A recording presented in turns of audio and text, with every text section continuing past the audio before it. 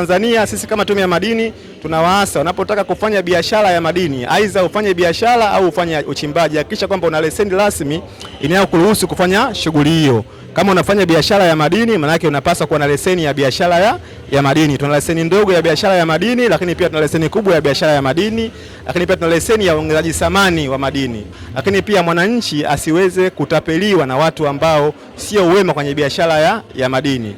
Na sisi kama Tume ya Madini tunapokea changamoto nyingi kutoka kwa Watanzania. Kuna baadhi ya Watanzania wenzetu wanakuwa wametapeliwa madini, wengine wameuziwa madini kwa thamani ambayo sio halisi. Lakini yote hiyo yakitokea tunagundua sababu kubwa ni kwamba unakuta Mtanzania amenunua madini pasipokuwa na leseni rasmi, amenunua madini vichochoroni. Sasa hivi iko kitu naomba Watanzania wakiepuke, kwa sababu Tume ya Madini tuna masoko yote nchi nzima. Kwa majina naitwa Selemani Hamisi Ismail, ni afisa usaminishaji kutoka ofisi ya madini Mererani. Leo tuko hapa katika banda la Sabasaba kwa niaba ya Tume ya Madini. Kama tunavyofahamu, Tume ya Madini ni taasisi ambayo iko chini ya Wizara ya Madini. Moja kati ya majukumu yake ni kusimamia shughuli ya biashara ya madini pamoja na shughuli za uchimbaji wa madini. Kwa hiyo kwa ujumla tunawakaribisha wananchi wote kuweza kushiriki katika banda hili la Tume ya Madini. Wananchi wanapokuja hapa wanapata elimu zaidi kuhusiana na madini, lakini pia wataona aina mbalimbali za madini. Tuna makundi mbalimbali ya madini tumekuja nayo leo. Tuna madini ya vito, tuna madini ya viwandani na pia tuna madini ya metaliki. Lakini pia tuna madini ya adimu ambayo yanapatikana Tanzania tu peke yake, ambayo ni madini ya Tanzanite. Kwa hiyo wananchi wanapokuja leo wataweza kuiona Tanzanite halisi kabisa, ambapo uwaga kama wataiona wakati inapotoka mgodini jinsi inavyoonekana na baada ya kuongezewa thamani jinsi inavyoonekana. Lakini pia wananchi wataweza kupata elimu mbalimbali kuhusiana na sheria za madini, lakini pia wananchi wataweza kupata taratibu mbalimbali kuhusiana na uchimbaji wa madini, namna ya kuanza biashara ya madini, namna ya kuongeza thamani na namna ya kuyatambua madini. Kwa hiyo wananchi tunawaomba, tunawasisitiza mje kwa wingi, lakini pia tunafurahi wananchi wengi wamehamasika baada ya kuona madini mbalimbali ya vito, hususan Tanzanite. Kwa kuwa Tanzanite ni madini pekee yanayopatikana Tanzania tu, sehemu moja inaitwa Mererani ambayo iko wilaya ya Simanjiro katika mkoa wa Manyara. Kwa hiyo tunawakaribisha wananchi wote kutembelea katika banda letu la Tume ya Madini. Wakifika hapa wataweza kuyaona madini, wataona madini ya vito, wataona madini ya viwandani, wataona madini ya metaliki, lakini pia wakifika hapa wataweza kuiona Tanzanite yenyewe ikiwa imetoka kuchimbwa mgodini, lakini pia wataona Tanzanite baada ya kuwa imeongezewa thamani. Lakini pia wananchi wakifika hapa wataweza kufahamu taratibu mbalimbali za madini, wataweza kufahamu namna gani mtu anataka kuchimba madini utakuwa ufanyeje, wataweza kuona namna gani ya kupata leseni za madini, leseni za biashara, leseni za utafiti. Kwa hiyo tuko hapa leo kwa ajili ya wananchi kuwaelimisha mambo yote hayo, lakini pia na kuwaonyesha baadhi ya madini ambayo yanapatikana hapa Tanzania. Siku ya leo katika banda la Sabasaba Tume ya Madini tumewaletea aina mbalimbali za madini. Kama mnavyofahamu, Tanzania ni nchi yetu, ni nchi ambayo imebarikiwa kuwa na makundi mbalimbali ya madini. Leo hapa tumewaletea kundi la kwanza la madini ambayo tunasema ni madini ya vito, kwa kitaalamu tunaita gemstone minerals. Kundi hilo leo tuko nalo hapa, ambapo tuna Tanzanite hapa leo, lakini pia tuna green garnet, pia leo tuna green tourmaline, lakini pia leo tuna almandite garnet tuko nayo leo. Lakini pia kundi la pili ambalo tuko nalo leo ni kundi la industrial minerals. Tuna marble na pia tuna graphite. Lakini pia kundi la tatu ambalo tuko nalo leo ni kundi la metallic mineral. Tuna madini ya copper leo, tuna madini ya pyrite leo, lakini pia tuna madini ya dhahabu. Kwa hiyo Watanzania watakapokuja hapa, maana yake wataweza kuona makundi yote ya madini. Wataweza kuona gemstone hususan Tanzanite, wataweza kuona dhahabu, wataweza kuona lithium, wataweza kuona copper, wataweza kuona marbles na aina nyingine za madini. Kwa hiyo tunawakaribisha Watanzania kuweza kutembelea banda letu ili kuweza kujionea nchi yetu iliyobarikiwa na aina mbalimbali za madini. Kwa hiyo hapa leo tuna baadhi tu ya madini, lakini nchi yetu na madini mengi. Kuna mengine ambayo tutapiga yasi. Tunawashauri wa Tanzania kwa ujumla, ambapo leo ni moja kati ya elimu ambayo tunaitoa maalum kwa ajili ya Watanzania. Jambo la kwanza, Watanzania wote wanatakiwa wanashauriwa, tunawashauri kuwa wanunue madini katika makundi ya watu rasmi. Sisi kama Tume ya Madini tuna leseni za aina mbalimbali ambazo zinamruhusu mtu kumiliki madini na kufanya biashara. Tuna leseni za uchimbaji, tuna leseni za utafiti na tuna leseni za biashara ya madini. Kwa hiyo Mtanzania yeyote unapotaka kununua madini, jambo la kwanza hakikisha unanunua yale madini kwa mtu mwenye leseni. Lakini pia wewe mwenyewe pia unayenunua yale madini hakikisha unakuwa na leseni ya ununuzi wa madini. Lakini pia yule mtu anapasa kuwa na karatasi maalum inayoonyesha kwamba amelipa kodi za serikali na kibali ambacho kimetolewa na Tume ya Madini.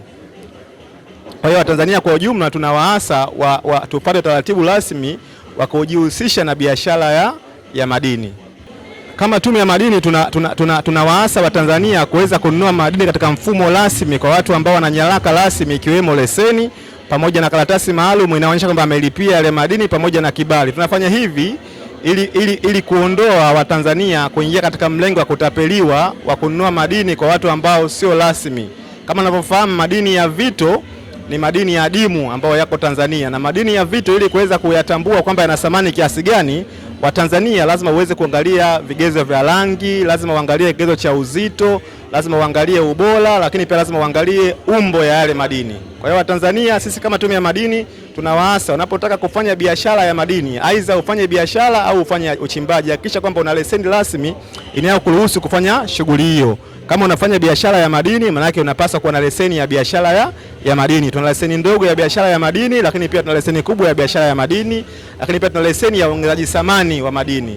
Kama unataka ufanye shughuli za uchimbaji, maana yake tunawaasa uwe na leseni ya uchimbaji, aidha uwe na leseni ndogo ya uchimbaji au leseni ya kati ya uchimbaji au leseni kubwa ya uchimbaji. Kwa hiyo Tanzania wote sisi kama Tume ya Madini tunawaasa na kuwasihi mfanye biashara na uchimbaji katika mfumo rasmi unaotambulika na serikali pamoja na Tume ya Madini kwa ujumla. Tume ya Madini tunawaasa wa Tanzania wote kwa ujumla tununue madini katika mfumo rasmi. Mfumo gani rasmi? Kwanza, Tume ya Madini tuna masoko nchi nzima. Karibu kila mkoa kwenye nchi yetu Tanzania tuna soko. Kwa hiyo tunawaasa wafanyabiashara wote wanunue madini pamoja na kuuza kwenye masoko rasmi yaliyotengwa na Tume ya Madini. Lakini pia Tume ya Madini tunawaasa Watanzania wachimbe katika njia rasmi. Hakikisha unapofanya shughuli ya uchimbaji uwe na leseni rasmi ya kuchimbia madini hayo. Tunafanya hivi kwa lengo gani? Tunafanya hivi kwa lengo la kwamba serikali inufaike na mapato, lakini pia mwananchi asiweze kutapeliwa na watu ambao sio wema kwenye biashara ya madini. Na sisi kama Tume ya Madini tunapokea changamoto nyingi kutoka kwa Watanzania. Kuna baadhi ya Watanzania wenzetu wanakuwa wametapeliwa madini, wengine wameuziwa madini kwa thamani ambayo sio halisi. Lakini yote hiyo yakitokea, tunagundua sababu kubwa ni kwamba unakuta Mtanzania amenunua madini pasipokuwa na leseni rasmi, amenunua madini vichochoroni. Sasa hivi iko kitu naomba Watanzania wakiepuke, kwa sababu Tume ya Madini tuna masoko yote nchi nzima, lakini pia Tume ya Madini tunatoa nyaraka zote halali za mtu kumiliki yale madini. Kwa hiyo mtu yote anapotaka kuuzia madini, swali la kwanza muulize, una leseni ya kufanya biashara hiyo ya madini? Lakini pia una nyaraka yoyote mkononi ambayo inaonyesha madini yale yana thamani gani, lakini pia serikali imepata kodi kiasi gani, au madini hayo umeyatoa wapi? Kwa hiyo vitu vyote hivi mtu akiwa rasmi, maana yake sio rahisi kwa Mtanzania kutapeliwa na mtu ambaye sio mtu rasmi. Watanzania kwa ujumla, endapo mtu asipofuata misingi rasmi ya biashara ya madini, kuna uwezekano mkubwa wa kutapeliwa.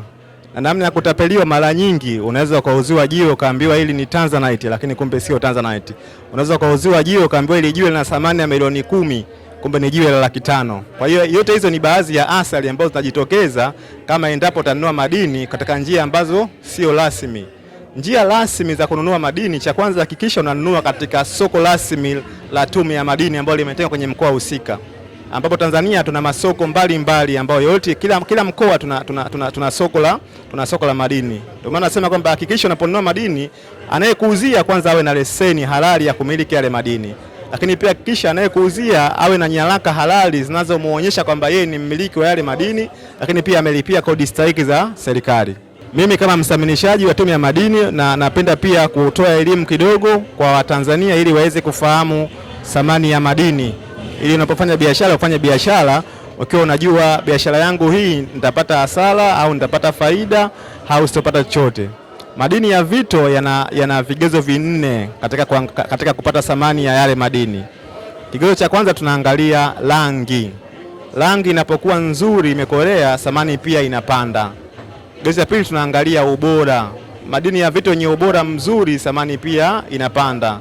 Grade 3 tunaangalia umbo. Umbo linapokuwa zuri maana thamani pia inapanda.